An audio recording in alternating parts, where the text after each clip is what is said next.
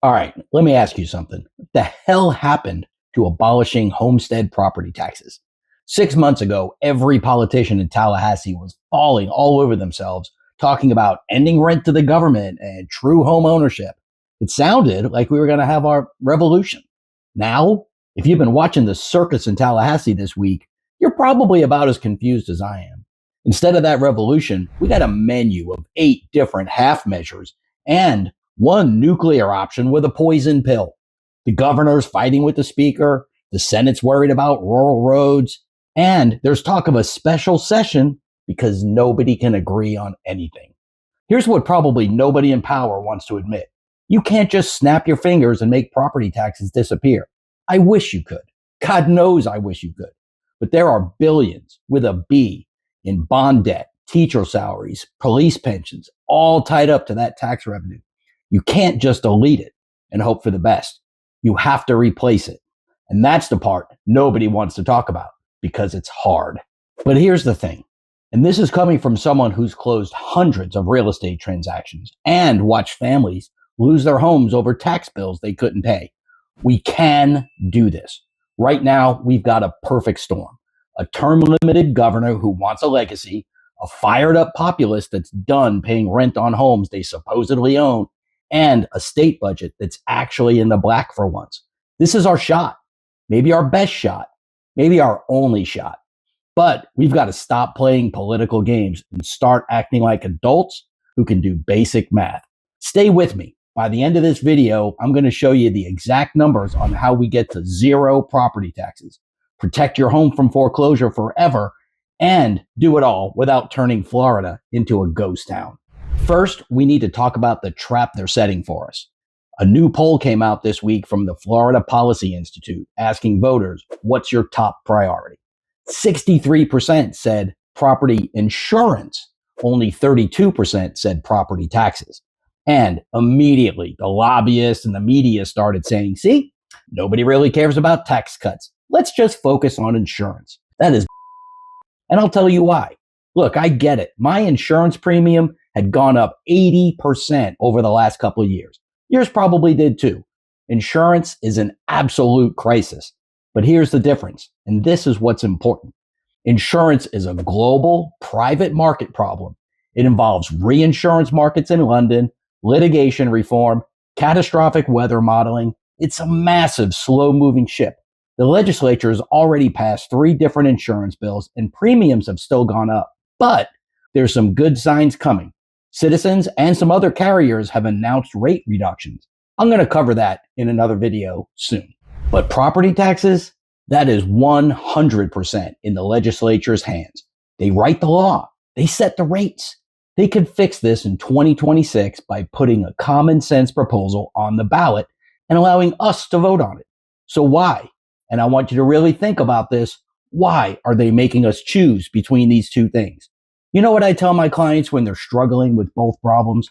If we save you $4,000 on property taxes, that's $4,000 you can put towards your insurance premium. Tax relief is insurance relief. Don't let them pit these two crises against each other so we end up doing nothing on both fronts. In just a minute, I'm going to walk you through what I'm calling the people's proposal for zero rent. This is the plan the politicians should be filing. I built this using Ron DeSantis' proposal and the feedback from hundreds of you that have been commenting on my videos over the past few months. It's common sense, and that's probably why none of them have thought of it. I'm going to give you the full action pack with every single legislator's contact info, so you can send this to the people who matter directly. But first, you need to see the garbage they're trying to sell you right now. Right now, the House is offering what they call a menu of options. HJR 203 phases out most taxes over 10 years. 10 years. That's 3 election cycles. You know what happens in 3 election cycles? The politicians who voted for this are gone, and the new ones repeal it. HJR 205, that helps seniors, but it leaves everyone else paying full freight. HJR 201 eliminates half your tax bill. But this is the kicker. You can still lose your house if you can't pay the other half. The rest are even weaker. This choose your own adventure approach is political cowardice. You put 5 complicated amendments on the ballot, voters get confused. They all fail. I think this might be what they want, so they can say, see, we tried. We need one clear question. Should you pay property taxes on your homestead? Yes or no? Let's talk about the poison pill I mentioned. Representative Chamberlain's Freedom 123 plan proposes 100% abolition of all property taxes. I respect him for saying total abolition. At least he's going for it. But buried in his plan is a 5% sales tax on home sales, an exit tax. Let me show you what that means in the real world, because I close these transactions for a living. You want to sell your $400,000 home? Realtor commission at 6%? That's 24 grand. Closing costs at 3%? 12 grand. New exit tax at 5%? 20 grand. You just lost $56,000 walking out of that closing. That wipes out a decade of equity. It traps you in your home. It kills the real estate market. This isn't a solution. It's like a doctor asking you which finger you want him to cut off just to cure your headache. We reject the exit tax. Hard no, period. You also need to be ready for what's coming, because the opposition is already mobilizing. The League of Cities, the County Association, every city and county administration, they are terrified. And I get it. Their entire budget model is built on property taxes. You're seeing cities like St. Pete running budget stress tests, threatening to close libraries and fire stations if they lose tax revenue. They're telling you the police won't show up when you call 911. This is fear-mongering, pure and simple. They're pretending we want to defund them. We don't. We want to fund them differently, in a way that doesn't put your home at risk of being seized by the government. They act like there's only one possible way to fund local services, and it just happens to be the way that lets them foreclose on your house if you fall behind. That's not inevitable. That's a choice. We're going to choose something better. So, how do we actually do this? How do we be the adults in the room? I've drafted what I'm calling the zero rent plan. It's in the action pack below. Here's what it does. Number 1, total abolition for homesteads. We eliminate 100% of property taxes on your homestead residents, not just the city and county portion, the school taxes too. Your property tax bill goes to 0. Done. All that's left is county fees. Number 2, the fee cap. This is critical. We know exactly what cities will try to do. They'll replace lost taxes with fees, special assessments, service charges. So we mandate a fee freeze.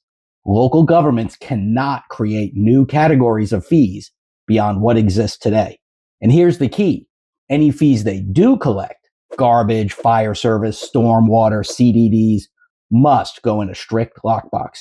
That money can only be used for paying that specific service. No rating it for general administration, no mayor's pet projects, no slush funds, no NGOs. Number 3, no tax foreclosure ever. We put it in the Constitution. No tax foreclosures on homesteaded properties, period. If you owe these lockbox fees, the city can place a lien on your property, but it's a passive lien. Investors can buy that debt to keep the city funded, just like they do now with tax liens, but they can't take your house. They only get paid when you eventually sell. You stay in your home, safe and sound. Number 4, revenue replacement. This is where the rubber meets the road. And this is where we separate the adults from the children. To replace 100% of the revenue from exempting homesteaded properties, including schools, we need approximately $18.5 billion per year. Current state sales tax is 6%. Each percentage point generates about $6.5 billion. To cover $18.5 billion, we need to raise sales tax by roughly 2.85 percentage points. That takes us to 8.85%. That covers everything. Schools, police, fire, roads, libraries. No service cuts. Number 5, cut spending using Doge audits. But wait, do we really need to replace 100% of current spending? Come on, we all know there's waste. The Department of Government Efficiency is finding it everywhere they look. 1.87 billion so far. If we cut just 15% of the bloat from local budgets, that number drops even further. And if you don't think there's 15% waste, I got a bridge I can sell you. So here's my proposal. We raise the sales tax to 9%. We use 8.5% to fully fund government operations. And that extra 0.5%, the buffer, goes into a constitutionally protected rainy day fund. Why? Because sales tax is volatile. Hurricanes hit, recessions come, tourists stop showing up, revenue drops. We need some reserves to keep the police and firefighters paid when sales tax dips. This is responsible governing. Number 6, spread the love. We take care of the rural counties, Senator Albritton's people, by guaranteeing them first draw on sales tax revenue. Let me explain why this matters, because it's actually a fairness issue. In urban and suburban counties, your Miamis, your Tampas, your Orlandos, there's a huge commercial tax base, office buildings, shopping centers, hotels, restaurants. These properties generate massive property tax revenue that has nothing to do with homesteads. But in rural counties, it's different. When you're in Hendry County, Glades County, Hardy County, these agricultural communities, the tax base is heavily residential. There aren't massive commercial developments. There aren't hotel towers. A huge percentage of their total property tax revenue comes from homesteads.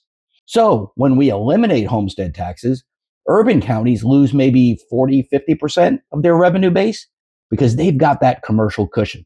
But the rural counties, they could lose 75 to 80% of their total tax base. That's why these rural senators are nervous. And that's one reason this keeps stalling out. The solution is simple. We guarantee rural counties first draw on the sales tax revenue pool. They get their allocation first before it's distributed anywhere else. And here's the beautiful part. They get funded by tourists and consumers spending money in Miami, Orlando, and Tampa. A family from Des Moines spending $5,000 at Disney World is now funding the sheriff's department in rural Okeechobee County. That's the deal. That's how we make this work for the entire state. No county gets left behind. No county gets screwed. Everybody wins. This plan covers everything. 0 property taxes, 0 foreclosures, stops fee creep with lockboxes, solves school funding, takes care of rural counties. No 5% penalty for selling your home. We shift the burden from homeowners to consumers and tourists, people who choose to spend money in Florida, not people just trying to keep their home that they already own. Here's what I need you to do right now. Grab the action pack below. I've included the complete roster of the Florida legislature, every senator, every representative, not just the committee chairs, all of them. We need to flood their inboxes with this zero rent plan. Tell them we know the math. A 9% sales tax with a rainy day fund solves the problem. Stop playing games. Give us the right bill to vote on. This is our shot. Let's not waste it. Hey, this has been Tom McNamara, the Florida Real Estate Insider. See you in the next one.